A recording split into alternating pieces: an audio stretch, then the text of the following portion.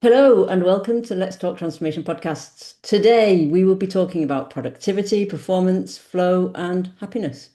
Today's Ooh, guest, sounds yeah, like a good menu. Yeah, yeah, I want to listen to this. okay, good. I'm glad. So today's guest has experienced more parallel lives than most. IBM software engineer, Academy Award-winning visual effects producer for Independence Day, VP at Fox overseeing Die Hard and Wolverine, EVP at DreamWorks, three-time startup founder, and now creator of the SUKHA company, a focus and Mhm. flow platform for remote workers. I am delighted to welcome Stephen Puri. Stephen, welcome to the show. It is amazing having your life reduced to a sentence. It's like he was bored, he worked at these companies, and now he's here today, right? I Like, tried to put a couple of sentences in there. no, that was wonderful. I hope this is one of the more entertaining and actionable educational episodes. You've done some great ones that are very, applicable and germane to work, and I hope this is in your top five. Me too, and I'm sure it will be. And making it applicable is really, really what this podcast is Mhm. about.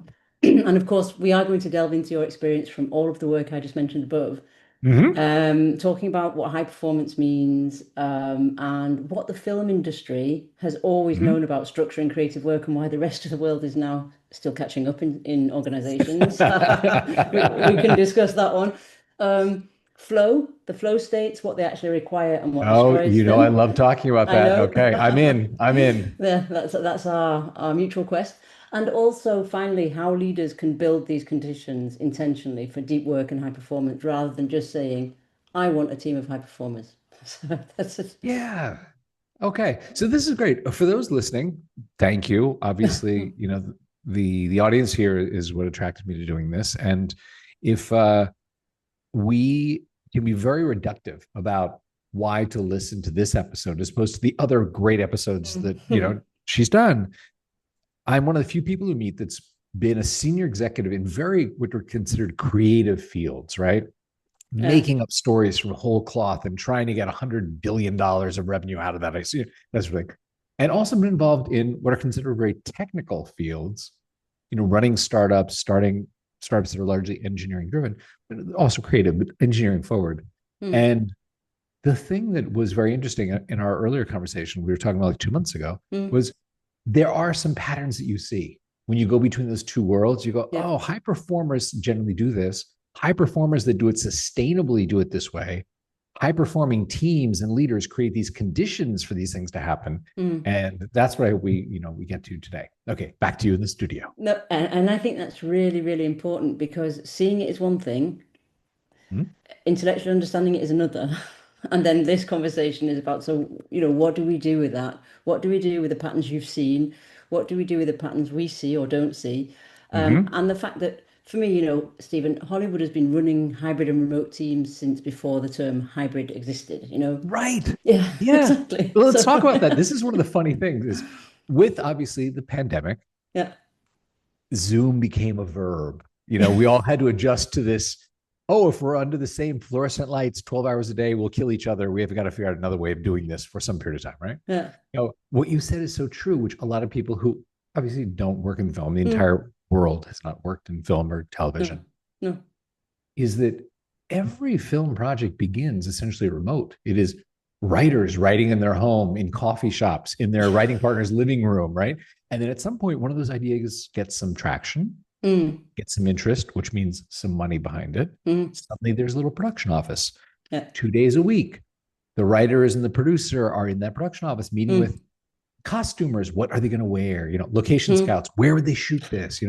Wooing a director or stars. And then mm, everyone goes off. The costumer mm. goes to costume houses for a few days. The location scout goes to Montana. The writers go to their coffee shop to try and do a rewrite to get Brad Pitt interested in Yes. playing, the lead, right? So you enter that sort of hybrid period of Mm, time. And then, mm. it is RTO. It is you are on set for months at a time, day and night, Yeah. working on this thing together in person. Fully And then it comes back. intense. Yeah. It's very intense. Yeah. Then you go back to essentially a hybrid, picture editors, sound Mm, editors. You're floating in and out of different rooms, and at the end, it's remote again. So that arc of remote to hybrid to RTO to hybrid to mm, remote, mm, leaders have known how to lead through those periods in film for 100 years. ICs have known how to contribute in each of those different periods, mm. 100 years. But you'd never call it those terms before the pandemic. You'd call it, oh, you're in development. Yeah. Oh, Susie, I see you're in pre-production right now. Oh, Mm, you're in photography, you're in principal, you know. mm, So those terms have been used. And that's interesting to see how the rest of the world adapted mm, to that and adopted some techniques. In some cases, it was watching the wheel be reinvented in other areas where you're like, actually, they have a way to do this over here. And in some areas, it was like, well, that's actually a way better way of doing it because different minds solved the mm, problem in a more modern way. How mm. do we bring that back into, entertainment kind of product? So I'm totally with you. I'm sorry for interrupting you, but you're Not at right. all. People don't realize It's a that, conversation. yeah, was a kind of weird thing to watch play out in real Yeah, time. I can imagine. And I think it's a shame that it played out so intensely from an organizational standpoint in COVID. And then sort of we defaulted to back to what we used to do. And for me, the entire creative process is structured around, different modes of work, which require Mm-hmm. different environments. And that's by design, not accident or because it's imposed or, and if I look at pre-production, Stephen, for me, the Mm-hmm. sort of pre-production discipline can be seen like almost as a leadership model. You're breaking complex, ambiguous work into It's phrases. it's And yeah, true. Yeah, obviously, I speak a lot the past 6, 7 years on productivity, yeah, flow states, yeah. healthy productivity, things like that.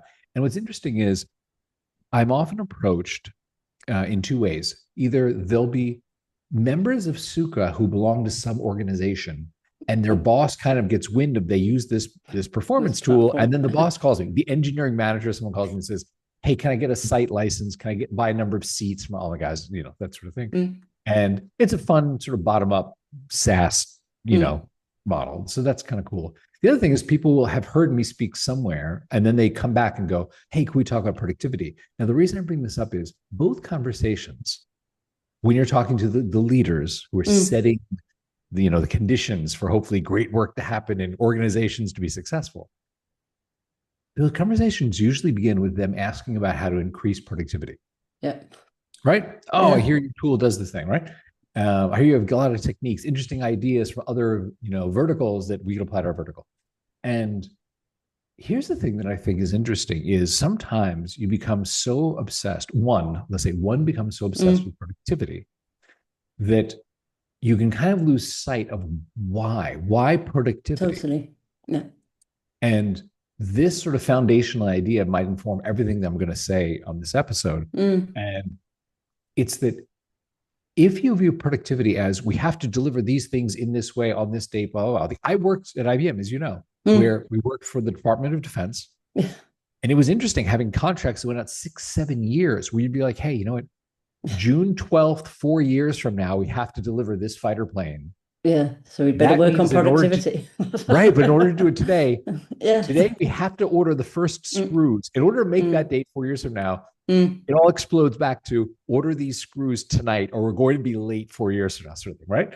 So you have a lot of like that kind of, it can be easily automated. Let's just mm, admit, everyone mm, talking right now about LLMs or AI, which mm, they can play with LLMs, right?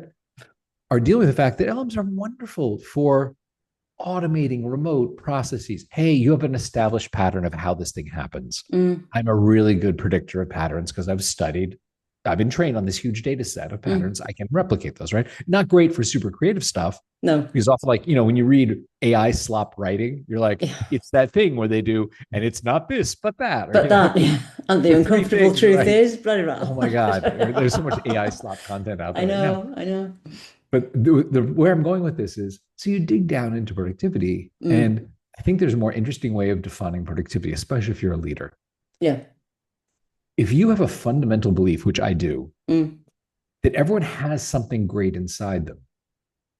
And the question of their lives is, are they going to release that? Or like, are they the most amazing graphic designer ever? And they need the canvas on which to release mm, that, or to make mm, the campaign that everyone goes, oh my God, remember the Apple Think Different campaign, that sort of thing, right? So if mm, you are running that sort of department, you go, I have hired well.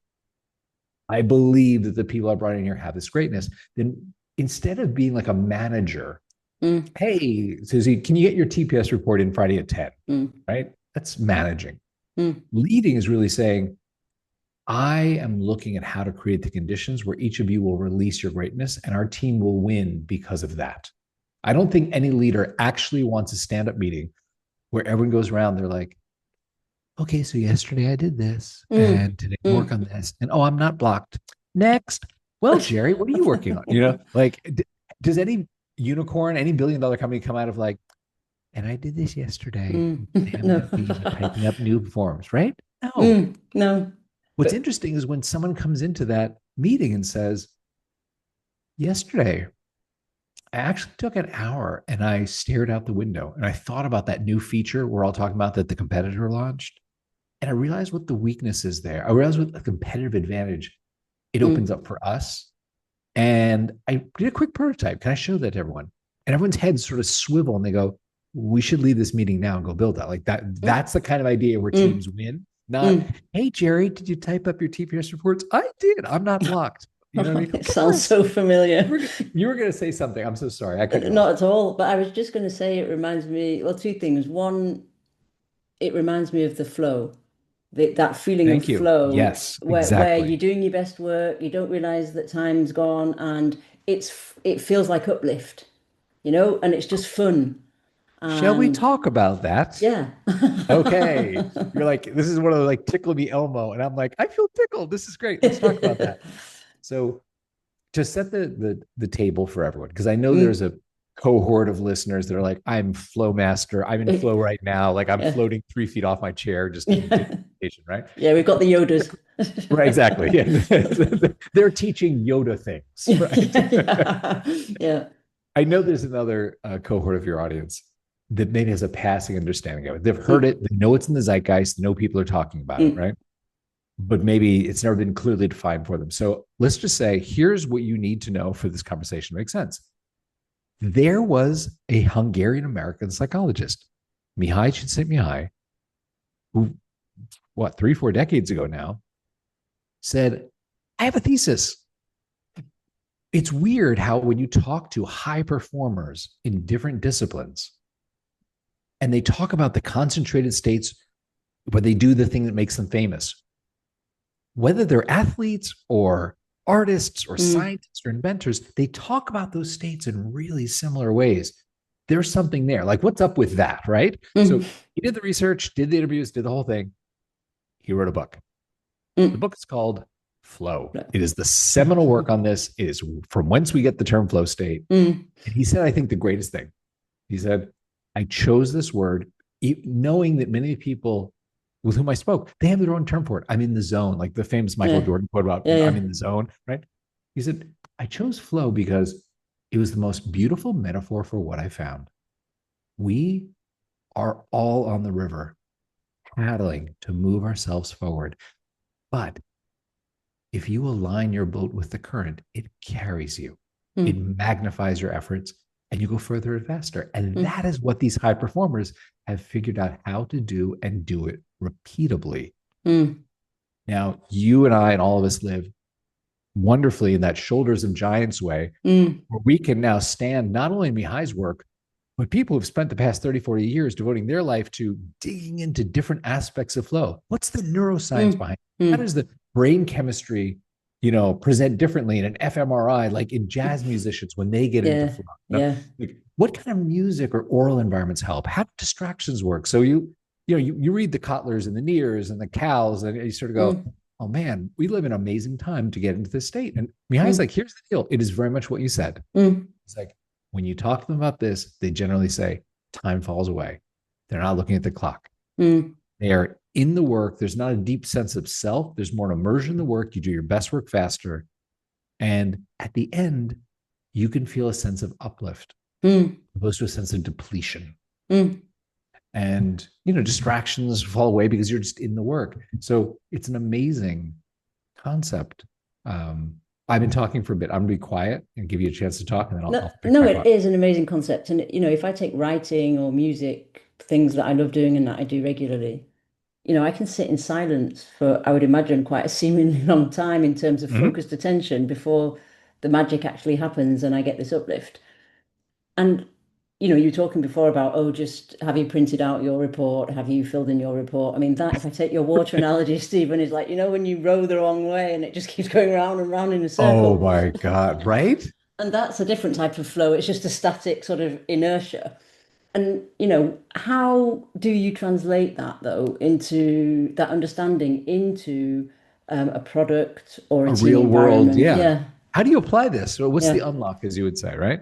So if you have studied or listened to this or done other research and you have a hypothesis that flow might actually on your team bring out maybe Mm, better ideas faster, different ideas, some value you want to reap other than I just want to get the mm, TPS reports in faster, right? So if that is something where you're like, oh, I would like to experiment with this, mm, let's talk about what some of those things are that you can do. mm. Okay.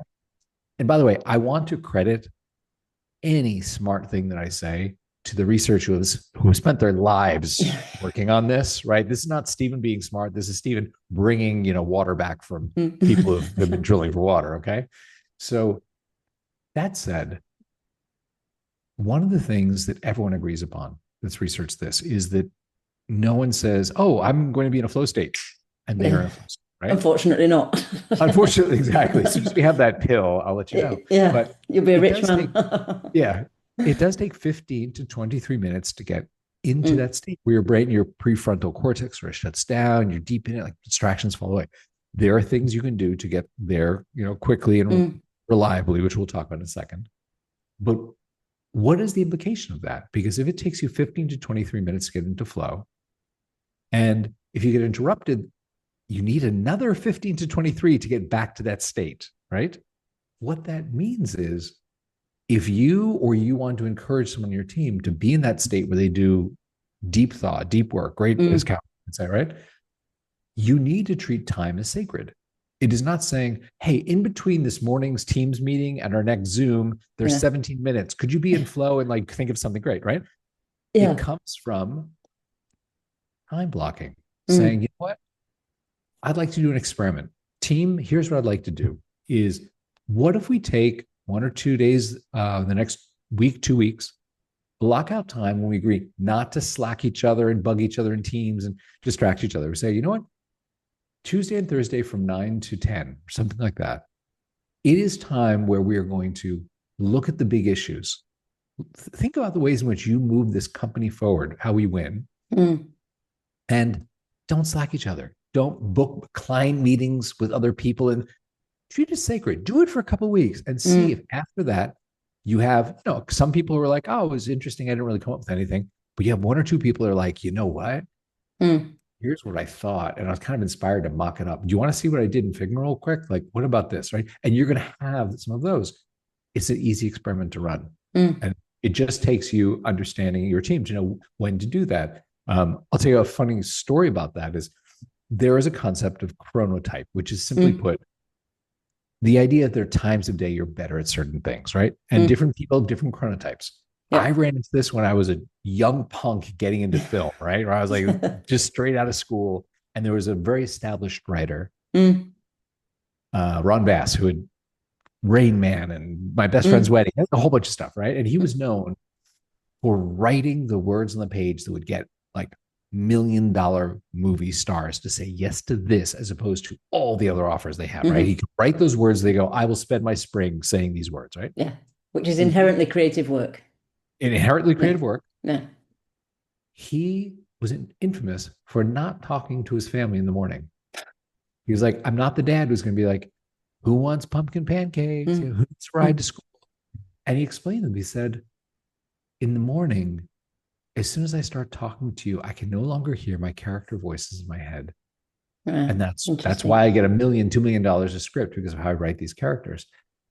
So I can do stuff later in the day, but in the morning, I need, now that I understand myself, I'm aware of my chronotype, I need that time to be sacred. I'm not going to say Mm. hello. I'm just going to go to my office and write. And of course, his family's like, Dad, you're pulling down 2 million a script. Like we can make the pancakes. Like, we're good here. Don't worry about the pancakes.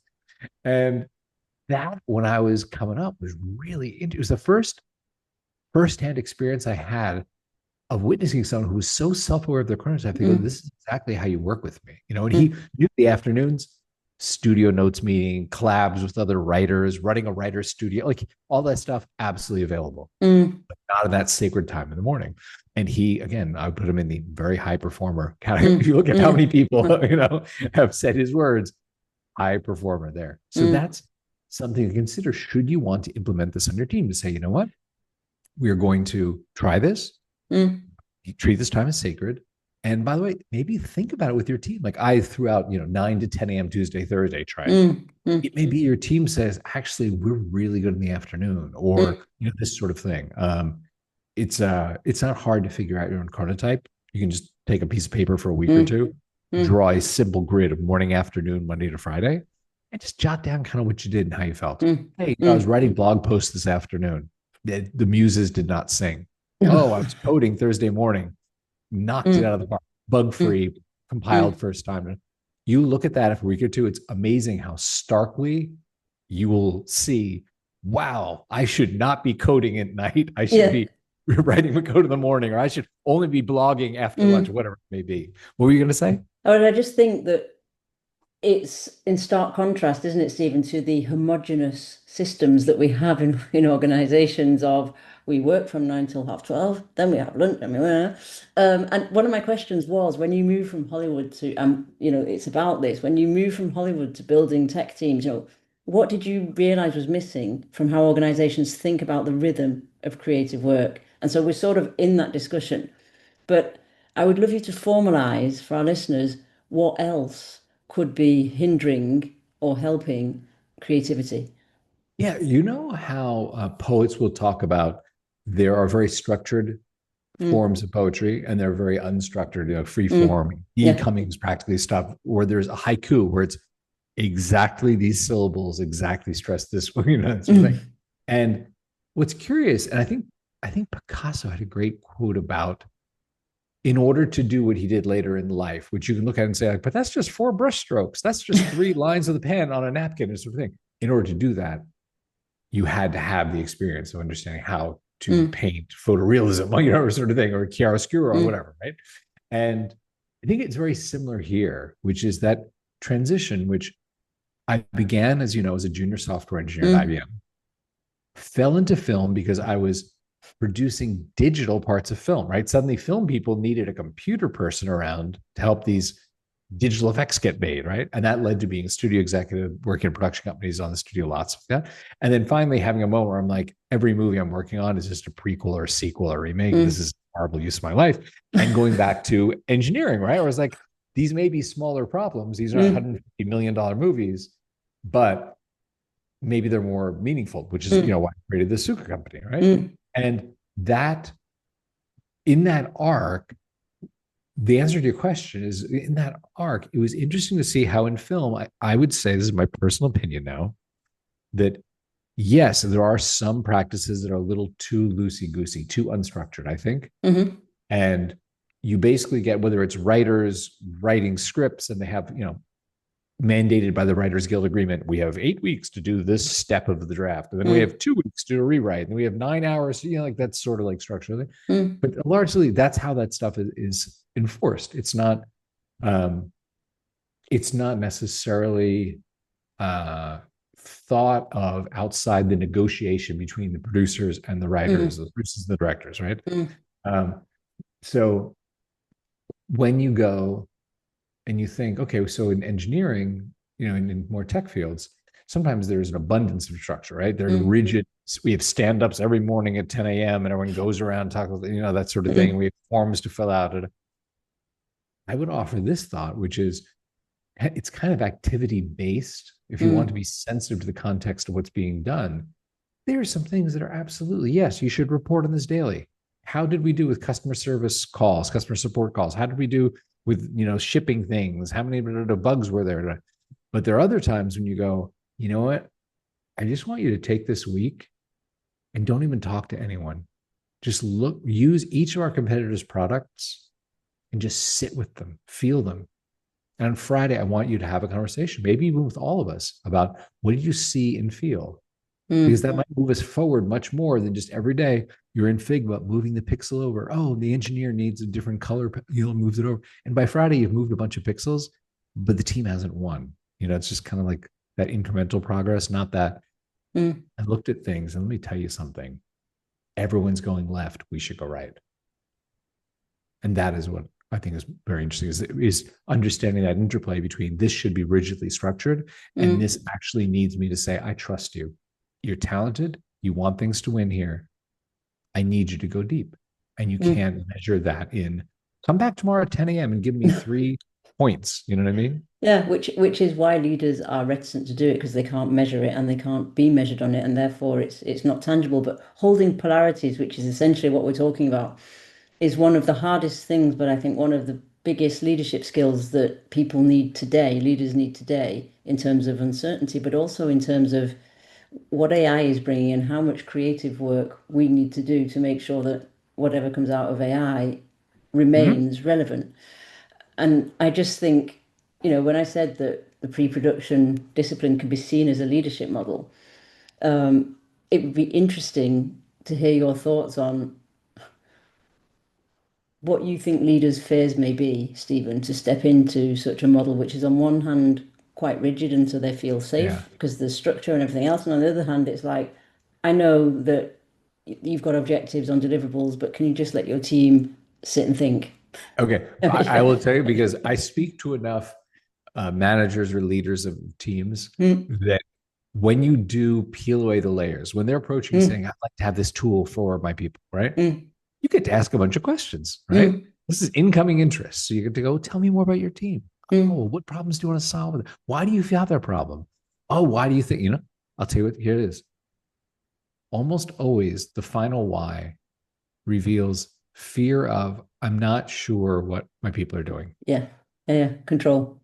Mm, It's control, mm, period. And I mm, will tell you this, that's not solved by a surveillance tool because it's a better mousetrap. It's like, oh, yeah, managing we're running reports on your keystrokes or your mouse. mm, Oh, I have a mouse jiggler now. It's just like that back and forth thing of like, you want to catch me? I don't want to be caught. You want to mm, catch me? I want to be caught, mm, right?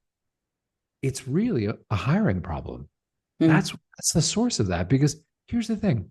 If you as a leader do two things well, you articulate the mission. We are here to cure cancer. mm, We're here to make affordable electric vehicles. We're here mm, to make great romantic comedies, right? Whatever it is, you articulate the mission and you articulate the values. Here's how we're going to treat each other. Here's how we're going to treat our customers. Here's how we're going mm, to treat our competitors. mm, If you've done that, then you attract a certain kind of person into the organization. mm, Because let me tell you something. If I know your mother died of cancer, that's why you went to med school. That's why you want to be a biomedical researcher, mm. right? Tuesday afternoon, I don't actually need to be standing over your desk staring at you to No, know no. what you're Mm, doing, right? mm, You're moving the ball downfield. This is where you want to be. I've created a culture you believe in on a mission that you want to address, right? mm, And mm, man, if I have hired you because you are razor sharp and you've been at 5 companies in 6 years and you're surfing LinkedIn jobs for your next job, I am an idiot for hiring you no matter how smart you are. You are not engaged with the mission. You are not part of this culture.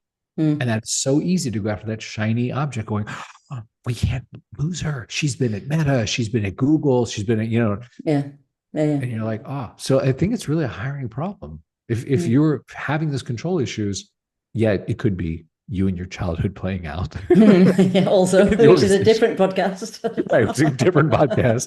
Or it could be you really need to look at your hiring and going like, I want everyone here engaged in making great romantic comedies. I want Mm, people who grew up watching romantic comedies dying to be someday the guy or girl who goes, and you know what should happen next? mm.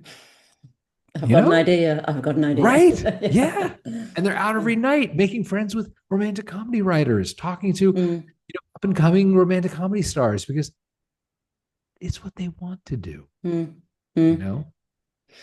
And we're back to the leaders creating the conditions, aren't we? So I have so many discussions with leaders around, what's your role as a senior leader? My role is to make decisions or not. Your role is to create the conditions for those decisions to be made in the best Mm-hmm. possible way and with, the collective wisdom that we have around the table, whether that's a team or the top team or whatever. But I Mm-hmm. think I think creating the conditions, but also, Stephen, the system has antibodies to that because the systems we've put in place in organizations means that that isn't recognized, rewarded, or even wanted. And so this gap that's growing, that I think AI will make a lot bigger, um, is Mm-hmm. really interesting for me because for me it's a huge opportunity. Now is the time that they can create different cultures in terms of the Yeah. rhythm of creative work and what they do with it. But the way, let me just interrupt you for a second. Of course. The way you get almost anything done inside an organization is by showing results. Yeah. Yeah. Yeah. You know, I mean, if the organization is like paint this wall yellow and you're like a robot, you paint the wall yellow, it's a bad idea, whatever. And you're like, well, I just get rewarded for loyalty here. You know, I get Mm, rewarded for seniority, mm, that organization is going nowhere. But if you're like, this wall shouldn't be yellow, it should be red, it's red, suddenly customer, running through the mm, door, throwing money at you, you're not mm, going to get fires. It's like, okay, so you found the right color for the wall and we're doing great. mm. And then you get to make the next call going, by the way, I think that wall should be blue. And it's interesting because you have actually translated that, haven't you, on in the SUKHA company onto your platform of, conditions that support flow.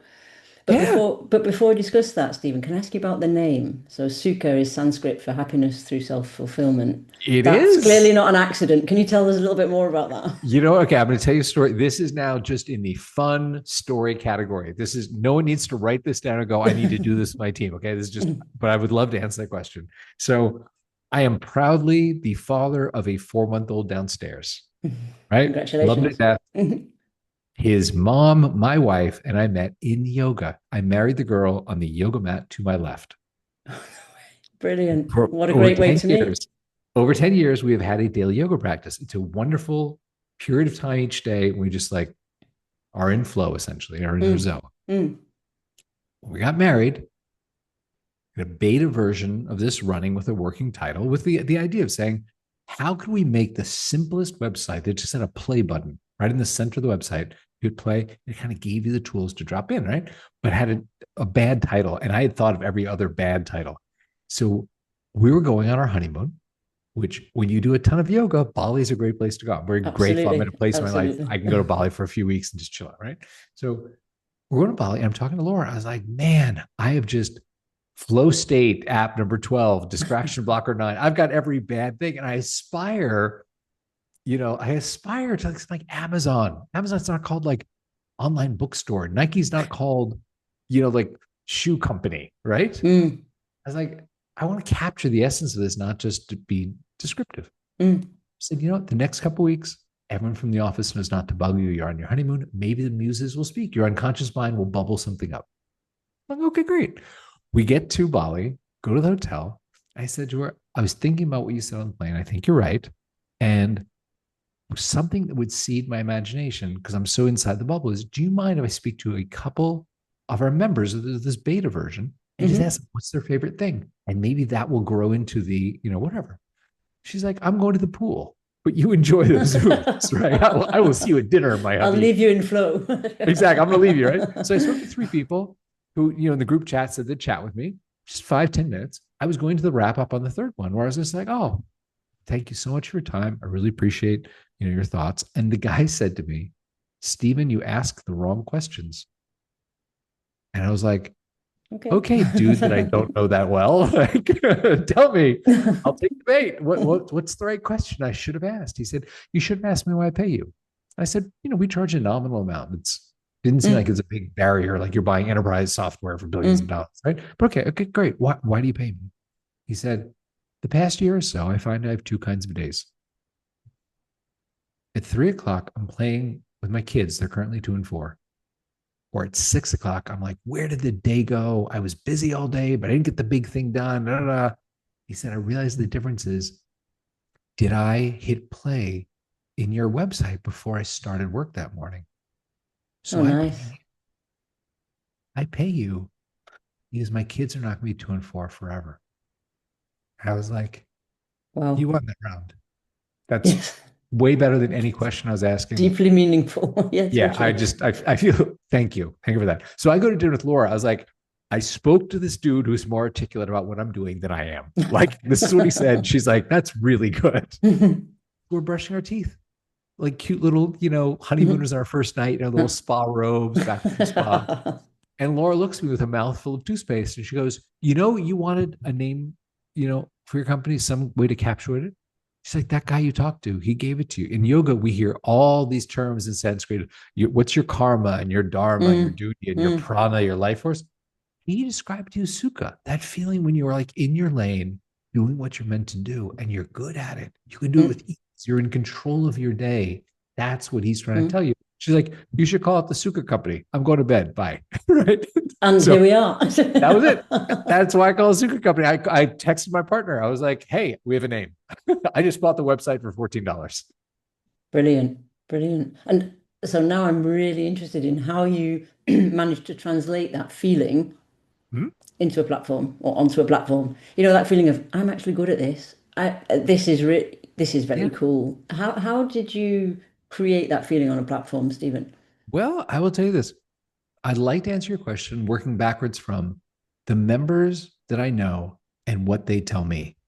Fair enough. Yeah, yeah, of course. Almost all of our members work in a knowledge based field. They Mm, are either engineers, writers, or designers, okay. right? I am on my laptop. I could do my work in an unstructured way in 6 or 8 hours, or I could do it in 4 or 5. Mm, I would like to do it in 4 or 5. I'd like to drop into flow. I'd like to be in the zone and do that. And that is our sweet spot, is that kind of knowledge work. Like we don't work for plumbers, mm, construction workers. We don't work for like college students generally are too mm, distracted. They're just continually picking up their phone. They're on TikTok, they're on Snap or mm. whatever. Right? Yeah, yeah. We are for generally 30, 40, 50 somethings that are like, I want to have that feeling at 3 o'clock. I can play with my kids because I've knocked it out of the park already. Not the 6 o'clock. I guess I'll try and pick up after dinner and finish because I got distracted during the day. Mm, How we get them there is super simple. And this is, again, this is a credit to the people who've done a ton of research we got to build on. mm. There are some things that help you get into that flow state, right? Yeah. Your oral, AU oral environment, Mm, super important. And there's a lot of research available around the sweet spot for most people is 60 to 90 beats per minute. mm-hmm. Music that is non-vocal, so you're not singing along with Britney Spears or Blackpink or whatever your jam is. No judgment, right? Right. Stairway to Heaven, I know whatever all it the is. words, I know all the words, but no judgment. Exactly. The Adele hits. I don't know. Yeah. So it is certain key signatures more than others, and long melodic passages, that sort of Mm, thing, right? I happen to luckily have a bunch of friends who are film composers because of my of course, past career, of right? course. And they have time on their hands because film is not as vibrant as it once was. So Mm, I was asking them within these guidelines, can you write like 1,000 hours of original music, right? So that was something we experimented with. In experimenting, we also discovered some people really wanted to listen to different sounds that were not music. We put up a playlist of rain in the Himalayas. oh It wow. became incredibly Mm, popular. yeah.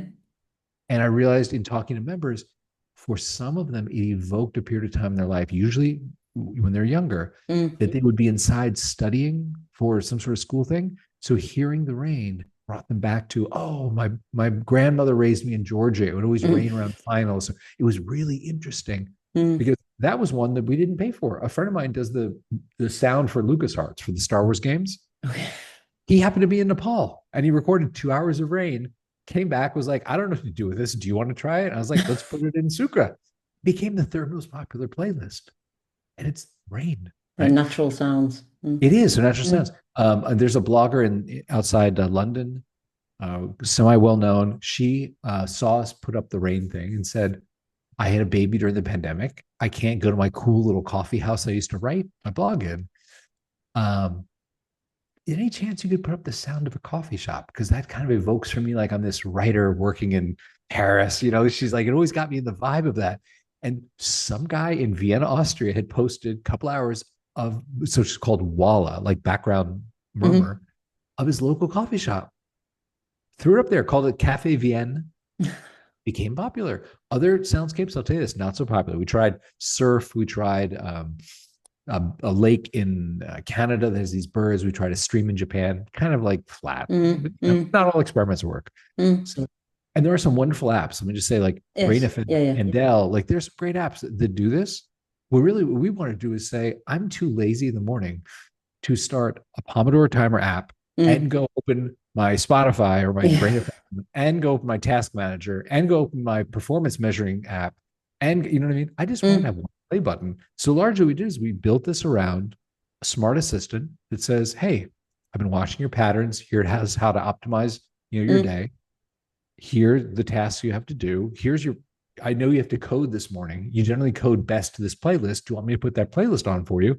And away we go. So that's kind of what we built, is just an easy way to time block, to time box, to listen to music and block distractions. We offer a mm. free, way to block your phone, block other websites, stuff like that. It's just kind of an all-in-one solution. That's what it But is. I mean, in a world that's on 24/7, Yeah. Yeah. that's one, no mean feat, and two, quite hard to find, isn't it? So if It's somebody's offering it on a yes. plate, why not? Something I'm very proud of is we may not be the biggest focus app in the world, but our month-over-month retention is between 94 and 96%. Wow. Yeah. Because once you've been in a flow state here, you just don't Mm. know why you would work out. If I could be done at 3 every day instead of 6 and frustrated, Yeah. why would I No choose 6 brainer. and frustrated? Right. So that's really nice. We have a Yeah. community of people who are just, Mm. again, writers, engineers, designers, Mm. that just becomes part of their workplace. Mm. And it's interesting, the yoga, the spiritual yoga aspect. How Mhm. integral for you, Stephen, is that to the flow state? I never would be sitting here with you if it were Okay. not for that. As a matter of fact, when I first came to yoga, I was, I didn't get it. To be very really honest with you, an ex-girlfriend before I, met Mm. Laura, she was the director of marketing for YogaWorks, a very large chain at the time of yoga studios. So as one does with their boyfriend, they're like, "Hey, I got you a mat. You want to try this? And here's a class card. You can go do 8 classes." I did them. The day after the class card was done, I did not wake up, go, "Oh, how do I get back there?" And I was honest with her. I was like, "I Mm. tried it. I want boyfriend points for trying it." You know what I mean? And not for me. And then like 2 years later, I was randomly in India in a forest, and this guy I did not know was teaching a free yoga class. And I had an hour to spare. So I did it. And at the end, I wanted to call Allison and say, I wasn't ready. When you wanted to Yeah, give this gift, I I get it. just, and now I'm like, I get it. And that Mm. led to obviously meeting Laura, creating this company. But there is something about that feeling of being in flow with the world around you, Mm. where the river carries you. Mm. You just don't Mm. want to go back, you Mm. know? And of course, it's still a sort of taboo is maybe too strong, but it's not a subject that's discussed in the boardroom, is it? In terms of, I'm coming back to leaders creating the conditions for their teams to be high performing and to get into flow. What do you think around You this know, yoga let me spiritual interrupt you element? for one moment, which is there is in the modern world, I'm not talking about the Mm. 1960s, we're sitting there with like pocket protectors and Mm. IBMs. In the modern world, there is a place where this is discussed very frequently now, and that is with performance coaches. Yes, yes. But it's on a one-to-one basis often, and it's outside of the main meeting. It is, but it's often the company now will, the same way they used to say, "Oh, we're grooming you to be a senior executive at AT&T or Xerox, whatever," Mm. right? And they would send you off to like Center for Creative Leadership Mm. in Durham. Mm. Now it's okay, we hired you a coach to groom Coach. you. And Mm. those coaches start to talk to you about, if you want to differentiate yourself from the 5 other aspirants to be CEO, Mm. here are some practices you can, begin to make your own. And one of Mm. those is what you get from flow, where you do come up with those ideas where the entire organization goes, actually, Stephen thought of that. Mm.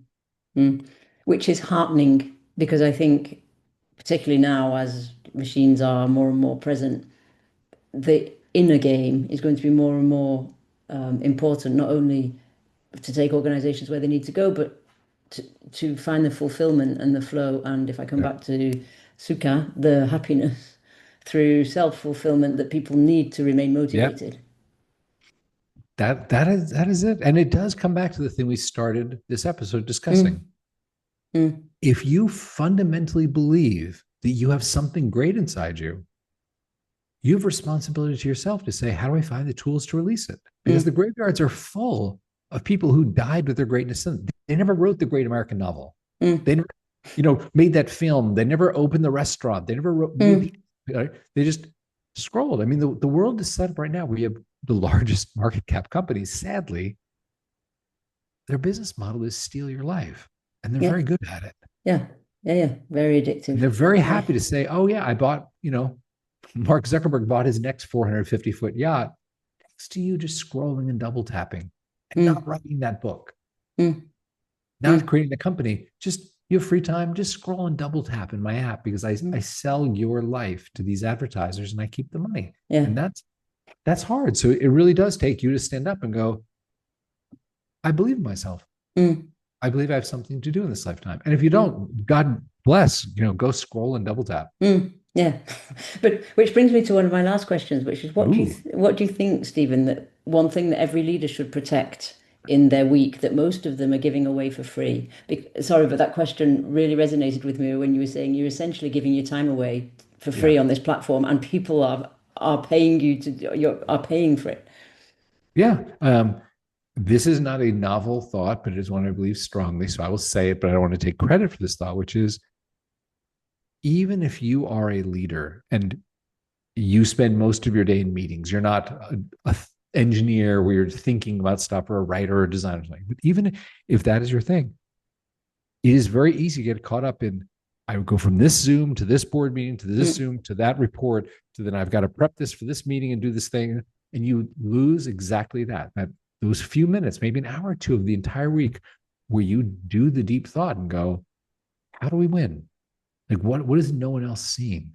mm, And you can let months go by of just doing the busy work without having that pause. And that I think is the most critical thing to if you aspire to be in the C-suite, if you aspire to be at the top of your profession, it is not just executing, mm, it is pulling back and looking at the entire landscape of your field and say, where's the opportunity here? mm, mm. And given like the eclectic nature of your career, what is the most transformative thing, Stephen, you have ever done? Oh, easy.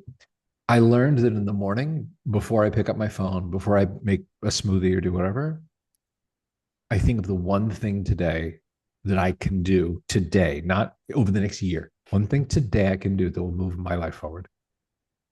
Brilliant. I was going to ask you if you had a final call to action, but I It think is that absolutely that. resonates. That That is it. resonates. Yeah. Just don't pick up your phone, man. It's dangerous. Just think, what's the one thing I could do today? Even if it's as simple as I could finish writing the outline of chapter 13. Oh, I could spend an hour researching competing restaurants with my idea. Mm, Oh, I could go and reach out to someone in my field that could be a role model or a mentor. Just don't let the days slide by. yeah. Don't pick your phone up. Yeah. Stephen, thank you so much for, I can't believe how fast Super time's fun. I hope gone. that thank you to everyone who's still listening. I hope there have been some actionable and interesting little unlocks in there. Absolutely. Where can people find out more about you, what you do, get in touch with you? Oh, really easy. If there's anything that I've said that is interesting and someone has a question, it doesn't necessarily have to be about, my company. Mm, My email address is very public. It's Stephen, Steven, at the SUKHA, THESUKHA.co. Drop me an email. Like, who's that Hungarian guy you mentioned? Can I read something by him? Right. I'm happy to respond. It will not be the history of my life because I don't have time to write you that, nor do you care to read yeah. it. But I will give you back a blog post. Read this thing by Cal Newport. Here's something from the AL that's interesting, Mm, right? And then if someone wants to try getting into flow, so it is what I work on every day is the SUKHA company website, which is the SUKHA, THESUKHA.co, and come with a task in mind. If you just come and you hit play and you last for a minute, you're just going to say, oh, it just seems like music and a distraction blocker. If you come with a task and say, I've an hour, I need to do something meaningful, mm. after that hour, you will be hooked. Okay. I'm going to leave them with that. And my takeaway, which, flow is talked about quite a lot as if it's soft stuff. It's not soft and it's Mm-hmm. not a luxury. For me, it's where the real work happens. There you go. And for senior leaders, particularly building the conditions for that to happen is their job. Stephen, thank you. Thanks for a great conversation. Really This is enjoyed it. awesome. Thank you, guys. Thank